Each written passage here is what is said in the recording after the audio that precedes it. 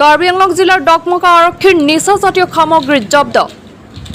নিচাজাতীয় সামগ্ৰীখিনি ড্ৰাগছ বুলি সন্দেহ কৰা হৈছে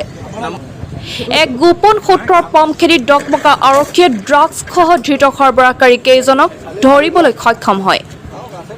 আৰ্মি লিখা নম্বৰ প্লেট বিহীন এখন সুজুকি SX 250 বাইকেৰে সৰবৰাহ কৰা হৈছিল ড্ৰাগছখিনি আটক মুকেশ কুমাৰ আৰু জমিলা খাতুন নামৰ সৰবৰাহকাৰী ডিমাপুৰৰ পৰা নগাঁও অভিমুখে আহিছিল ধৃত সৰবৰাহকাৰী কেইজন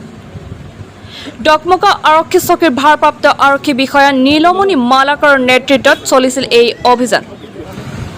10টা চাবোনৰ বাকচত অনা হৈছিল জব্দকৃত ড্ৰাগছখিনি জব্দকৃত ড্ৰাগছখিনিৰ ওজন প্ৰায় 1.22 গ্ৰাম ফুলনিৰ পৰা বীৰেন কোৱালাৰ ৰিপৰ্ট খবৰ 24/7